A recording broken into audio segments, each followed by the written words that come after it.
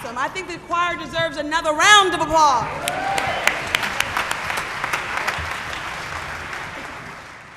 To Pastor Lamar, the officers, members, and friends of historic Metropolitan AME Church, good morning. Good morning. I want to thank Mr. Green for that warm and generous introduction. He should come with me everywhere. I also want to thank you for your courage and leadership that you showed and displayed in 1957 as one of those Little Rock Nine. I know that so many of us owe our own existence to your courage. Thank you.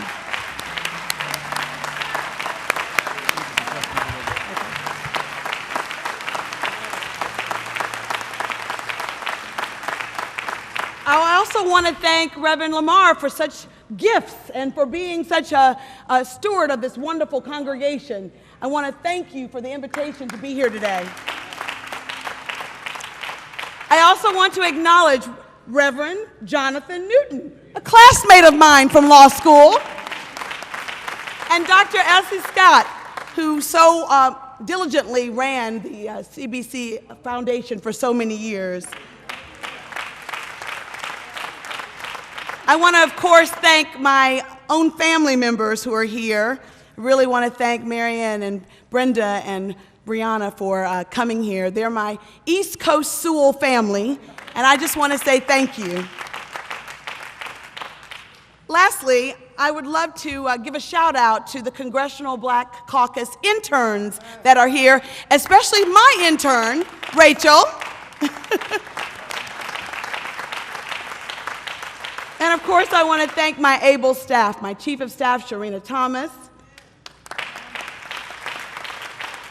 and my scheduler, Carrie. You know, it is an honor for me to have the opportunity to salute this rich history that is known as Metropolitan AME Church. You know, I'm in awe to be standing here as your guest speaker today. As Mr. Green said, I grew up in the AME Church. I'm a proud, devout AME. I'm a proud daughter of Selma, and I am a life member of the historic Brown Chapel AME Church in Selma, Alabama. For 177 years, this church has served this city and this nation as a beacon of Christian learning and an anchor in the struggle for social and political justice. Nestled in the shadows of the White House, this magnificent cathedral has had a front row seat, if you will, to our nation's history for nearly 2 centuries. 2 centuries. This wonderful church has bear witness to the likes of President, Martin Van Buren, as well as, of course, the current President, Barack Obama. Oh, if these majestic walls could talk, I wonder what it would say. Perhaps it would say, "Stony the road we trod, bitter the chastening rod, felt in the days when hope unborn had died. Yet with a steady beat, have not our weary feet come to this place for which our fathers sighed." 177 years. Stony the road the founding fathers of this church must have trotted in establishing a church in 1838 that was 25 years before the Emancipation Proclamation and 27 years before the passage of the 13th Amendment, which abolished slavery. I can't imagine what those founding fathers must have gone through. And yet we stand here today, 177 years later, and this Ephesus stands brightly as the beacon that it was meant to be. I know that our ancestral fathers are breathing a sigh of relief and pride to see this edifice. As an AME, I'm humbled by the opportunity to celebrate with you today. You know, I was taught in the church as a teen about this very church. You got to know your history in order to live your history. And the folks in Brown Chapel wanted to make sure that we all knew from whence we came.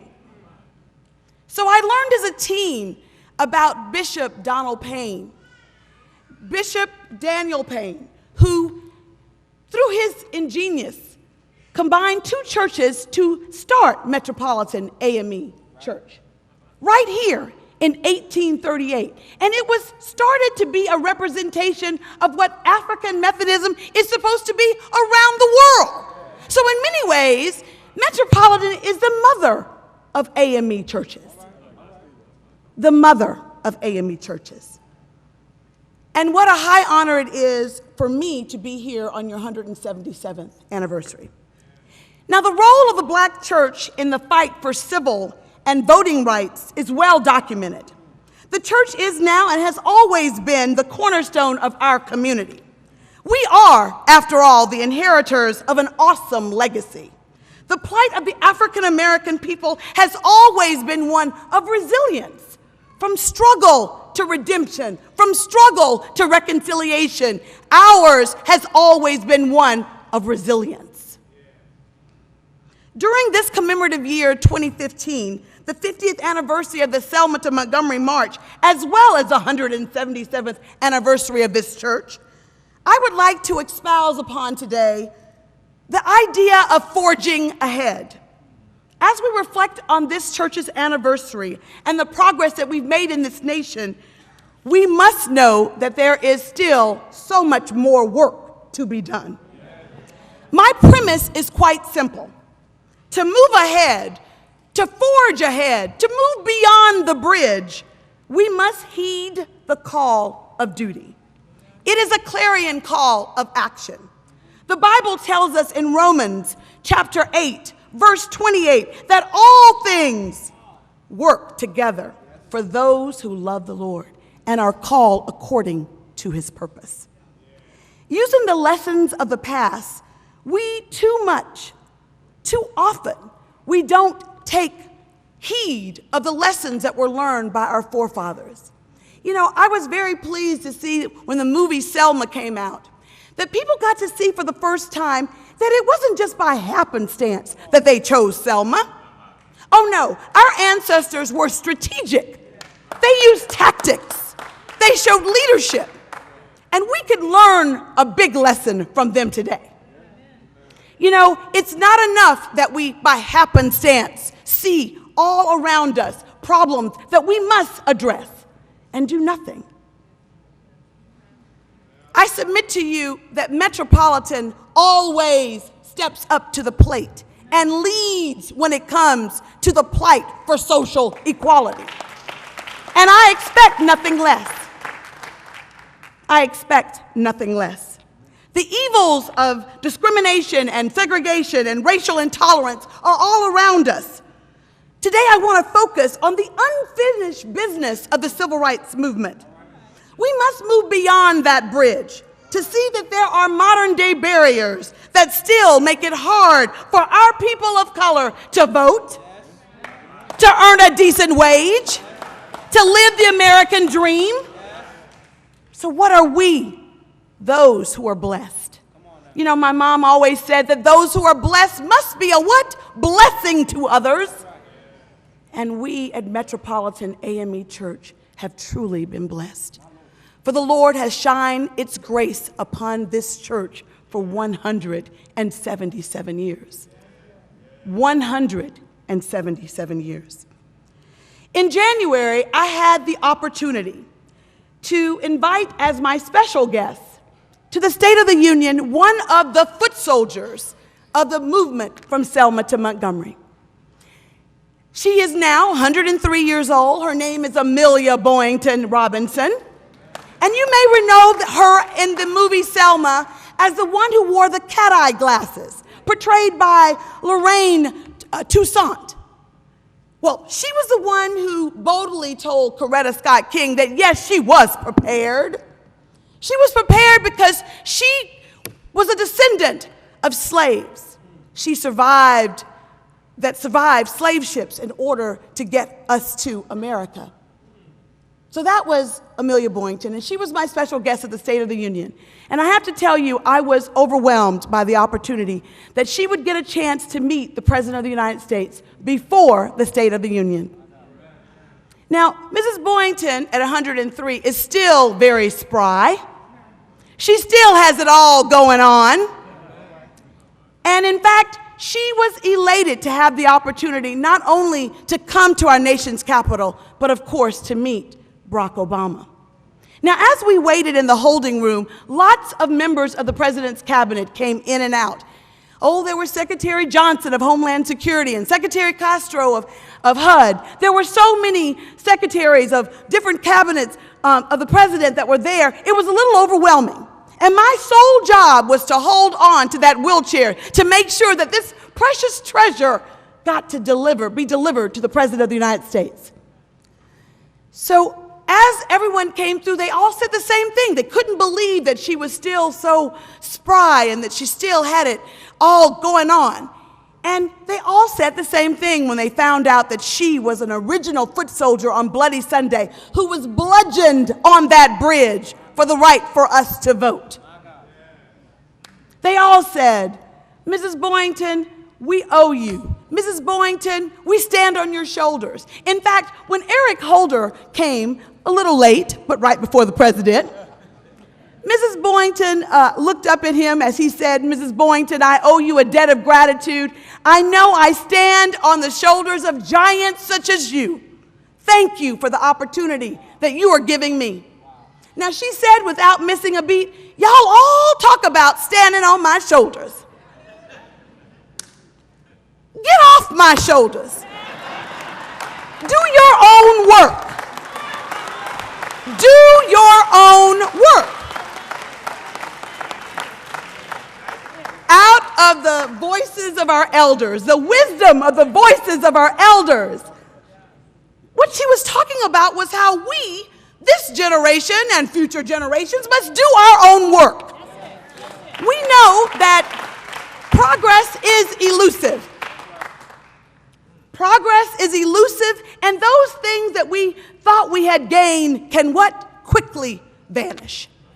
In fact, we see old battles becoming new again. I mean, you only have to look at social media, at those hashtags, and know that we still are in crisis. Hashtag Black Lives Matter. Hashtag Ferguson. Hashtag Baltimore.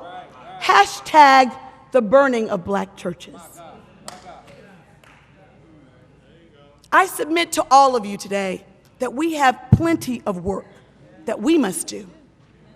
And as inheritors of this great legacy, my questions to you is, what will you do? What mark will you leave? We talk about our ancestors, and we come from great stock. But the true tale is what our generation does. In face of rolling back the clock in voting rights, what are we going to do? You know, I had the great honor on March 7th, 2015 of this year, to welcome the nation and the world to my hometown of Selma, Alabama. It was the day that we commemorated the 50th anniversary of the march from Selma to Montgomery. It was a beautiful day. Some of you may have been there. It was a glorious day. There were wonderful speeches. There were two presidents that attended, President Obama and President George W. Bush. There were two first ladies that attended. There were two first daughters that attended. There was even a first grandma that attended. I got to welcome 100 members of Congress, Republicans and Democrats, to my hometown. We all, in a bipartisan show of support for the courage that my colleagues like John Lewis on that bridge displayed. It was in many ways a kumbaya moment. But you know what? When we got back to Washington, it was business as usual. The dysfunction that is Washington is real. I don't know why I thought it would be different. Perhaps it was because I was walking on one hand held by John Lewis and on the other, my senator, Senator Jeff Sessions. Perhaps I was mesmerized by the fact that we had the world looking at us as 100 of us and 2 presidents and 2 first ladies walked arm in arm. But that kumbaya moment was fleeting. It is not enough that we just come together once a year to commemorate the 50th anniversary and that march from Selma to Montgomery. It's not enough that year after year, John Lewis and I, he leads a delegation, a pilgrimage that many may have taken from Selma to Montgomery. He takes a whole bus, 3 buses, 2 planes, to Selma. And it's so ironic to me because for me, I used to be that person who was the usher, holding the plate, like some of those young girls that I just saw today. So way before I was a member of Congress, I had to believe that I could be a member of Congress. I had to know in my mind that I could do this way before I actually ran. And I want you to know that by growing up in Brown Chapel, AME Church, I got to witness history. I got to witness it as it came by year after year. I remember seeing John Lewis for the very first time. I remember how nervous I was to shake his hand. But I can tell you that only in America is my story possible. Only in America can a grow up and one day be able to call John Lewis colleague. And it was only because of the sacrifices of our ancestors that I got to do that. When I think of the courage that it must have taken for those foot soldiers on that bridge, when I think of the courage it must have taken Mr. Green in Little Rock, Arkansas, to walk through those school doors, I am moved to action, and I want you to be moved to action. One of the things that we in Congress did on this commemorative year, I sponsored a bill with John Lewis to give a commemorative gold coin to those foot soldiers who marched on the bridge. Now, as many of you know, these coins, Congress only gives 2 a year, 2. And within record time, my 2 senators led the charge on the Senate side, and I led the charge on the House side, and we got this bill passed. And while I look forward to being able to give a gold medal to John Lewis and to Amelia Boynton and F.D. Reese and so many others, the real tribute that we all can give to those foot soldiers on that bridge is to remember what they marched for, what they prayed for, what some died for. And that means that we should vote in every election, local, state, and federal.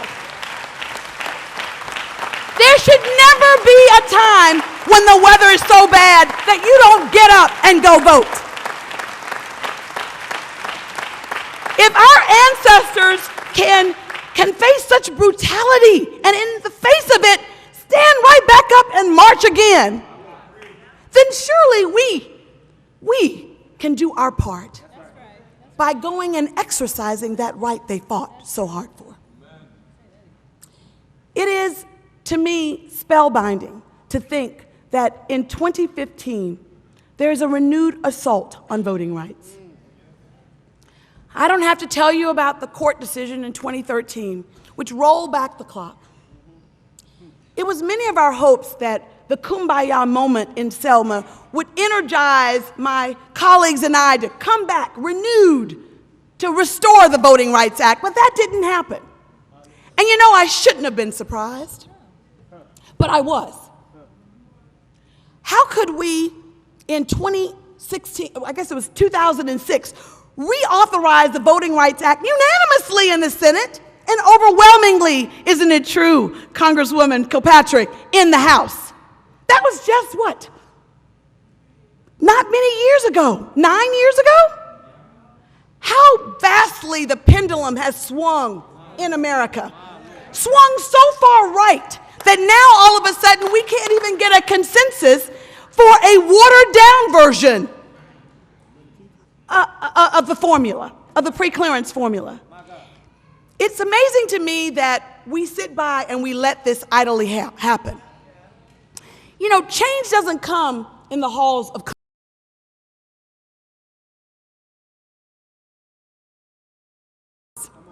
change comes from the grassroots. Change must bubble up from the grassroots. So it's not enough that we in Congress have now introduced a new bill to restore the Voting Rights Act. You know, the old bill that was filed last year did not include the state of Alabama, and I did not sign on. I could not imagine a formula, any modern day formula by which we would judge how a state would get pre-clearance. A whole state would have to be clear. I couldn't imagine that not including my state of Alabama. After all, it was Alabama that brought us the right to vote, and it was Shelby, Alabama, that unwinded.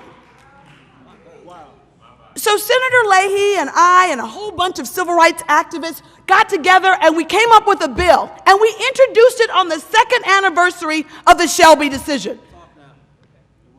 So 2 weeks ago, we introduced that bill, and that bill was very expansive. That bill looked back to 1990 and going forward, and it required 15 violations of the pre-clearance in order for a state to get involved in it. And I want you to know that we got 13 states by this new formula. 13. Of course, Alabama led the charge. I mean, it is baffling to me when I talk to my colleagues in Alabama about why it is we have photo ID. You know, they really love to say that it's about fraud. We're trying to mete out the fraud. And yet they can't point to any fraud. Not any modern day fraud. And so right after the Shelby case was decided, 31 states rushed to have these photo ID laws. Those are modern day restrictions. That is the modern day poll tax. It's called a photo ID. And it's unacceptable. It is unacceptable. You know, I often tell my colleagues in Alabama about my own personal situation. If I gave it to them that they were really trying to have these photo ID laws in order to get at fraud, I'll give them that. But there's no denying that when you require a photo ID, that certain vulnerable communities will have trouble going and voting. That's just a fact. You know, my dad, I tell them about my story, my personal story. My father, 31 years as a high school basketball coach in Selma, Alabama, 5 state championships. He suffered 9 strokes 10 years ago that left him in a wheelchair. But my father has been voting for the last 10 years with a validly issued federal ID called a Social Security card. And that Social Security card has no photo. But it is a federal ID. So fast forward to 2014, and the state of Alabama has now made the law of the land this photo ID. And my mom and I, we're going to make sure that my dad goes and gets this photo ID. After all, my dad is highly motivated. His daughter's name is on the ballot.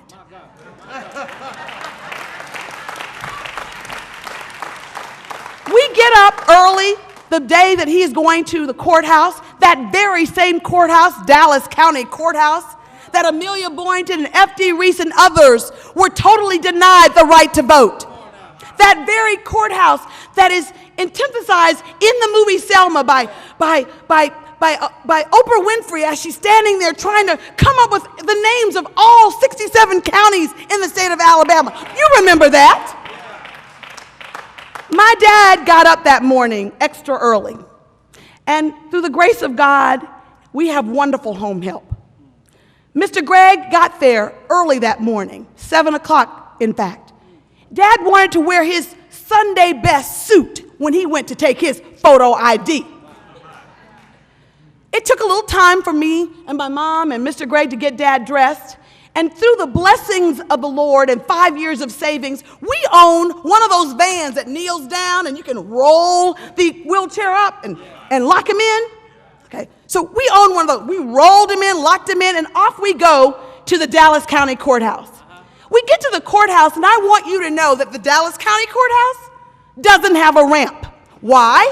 Because it predates the American Disabilities Act. And so it didn't have to have a ramp. So all of a sudden, we're on the phone calling Mr. Gregg. Mr. Gregg, please, can you come and help us lift Daddy up into the courthouse? By this time, it is 9:45. We get Daddy up into the courthouse. We go up to the elevators. There are 2 elevators. In order to get this free photo ID, you have to go to the board of registrars, right? It's on the 2nd floor. And we get there, and there's a sign on both elevators, out of order. Now, my dad was lucky. His daughter was a member of Congress who marched straight over to the probate's office and told the judge it was unacceptable 5 days before the election, the primary election, to not have elevators that work. Unacceptable. So he picks up the phone and he calls a repair person, which took 2 hours to come, another hour to get it fixed. And by the time we got my father up to the 2nd floor, he was weary. But we looked on there and there was a big sign on the door that said, "What? Out to lunch." So there is no denying that certain vulnerable communities will have a hard time voting. And think about all the seniors that don't have folks to pick them up, that don't have a van that can kneel down, that just think about how hard it will be for the disabled and senior citizens to go and get this photo ID. For that reason alone, we should be fighting against these photo IDs. It's unacceptable. It's really unacceptable. And so I say to you, what are we going to do about it? We have to do something about it. You may be blessed to be able to go and get a photo ID, or you already have one. But there are lots and lots of our people that don't have that. And so these renewed assaults on the right to vote really should give all of us pause. Just like the really scary church shooting in Charleston, South Carolina. Now, I don't know about you, but I was very eerie reminiscent of the killing, the bombing of 4 little girls in Birmingham, Alabama in 1963. I, like Metropolitan, am a member of a historic church, Brown Chapel.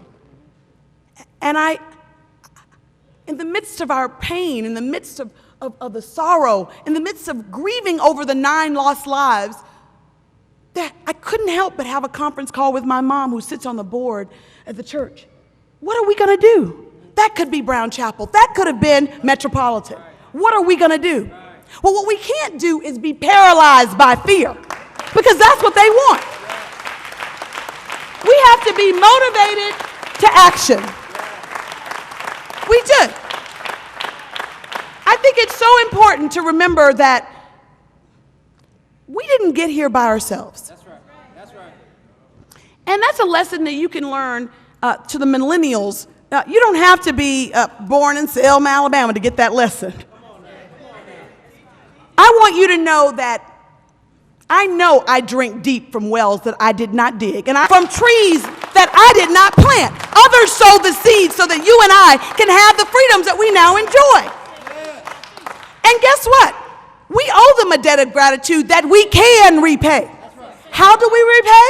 We repay by our actions. We choose to do something about the injustices that we see. Injustices are all around us. All around us. You know, Common, the rapper Common, when he received that Golden Globe and that Oscar he and John Legend for the song track Glory, he said that Selma is now. And he was absolutely right. When little black boys and men of color are constantly in danger, Selma is now.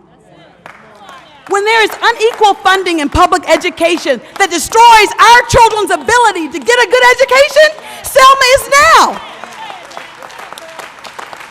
When hate crimes are perpetrated against black churches and worshipers, Selma is now. We have lots of work to do. Lots of work to do. And Amelia Boynton couldn't have been more right. We need to do our own work. We need to get off the shoulders of our ancestors and walk boldly with faith, because that's what they did. They had faith. It was that faith that kept them motivated. Surely John Lewis and Amelia Boynton must have known that someday a Barack Obama would come. Surely they knew that someday, a Shirley Chisholm would lead to a Terri Sewell.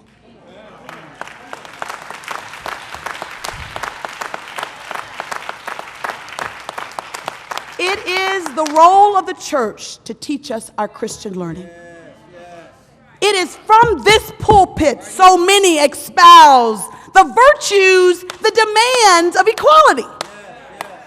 Frederick Douglass stood in this pulpit. It was Frederick Douglass who said, "Power concedes nothing without a struggle. Never has, never will." I am saying to all of you that if we are to change, make real, meaningful change, it will not happen in Congress. It must start with Metropolitan AME Church. It must start with us. And I know oftentimes I and others get weary. We will get weary in this journey. But I know that I can only make my journey because Ernest Green was bold enough, courageous enough to make his journey.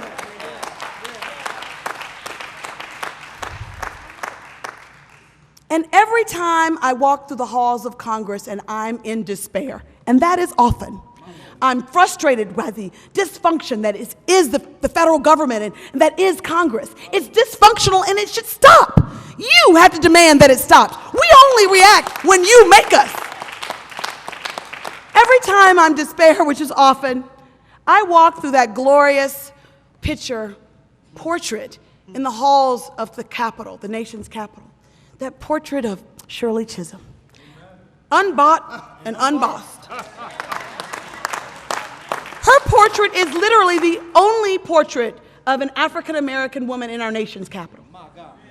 I look up at that glorious photo, and you know what? I get a pep in my step. Right?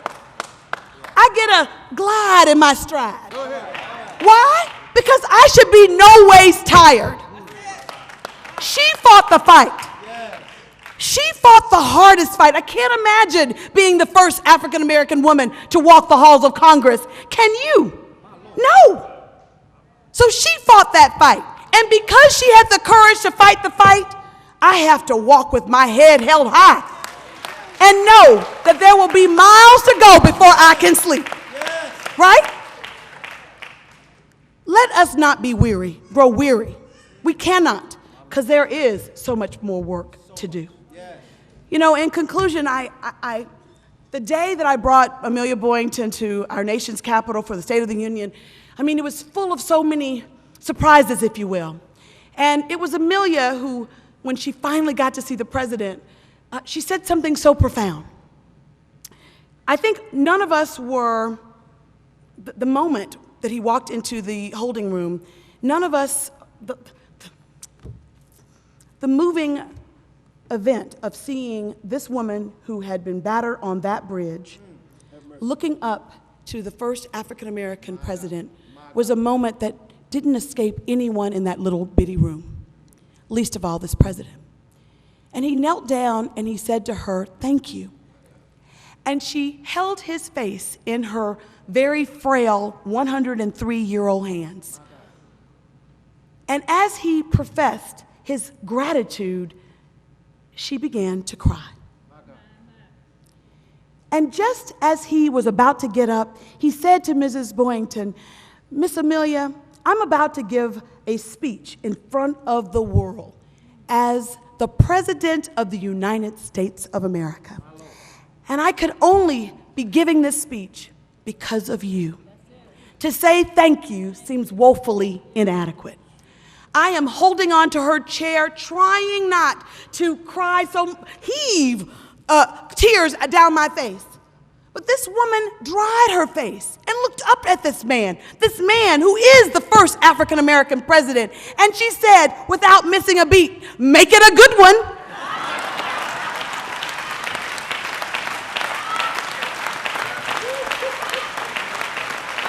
In that moment, I understood what she meant. What she means is that those of us who have the opportunities that we enjoy because of the sacrifices of others must make everything a good one. We should make every speech, every project, every job interview, every opportunity should be a good one.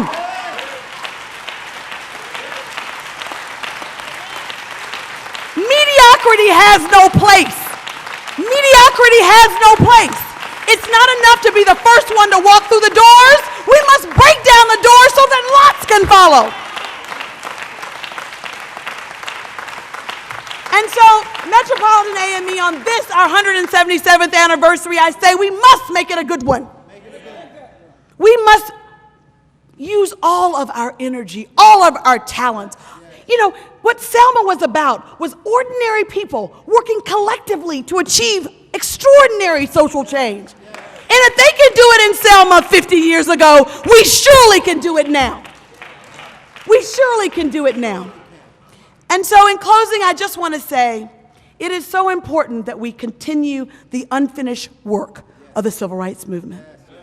We may take heed and learn lessons from our ancestors of the past, but we must, through faith, through grace, through mercy, through trusting in the Lord, know that He would never have brought us this far to leave us. We have to know who we are and whom we are. And in order to do that, you must stand boldly through faith and know that all things are possible for those who love the Lord. Let's make it a good one.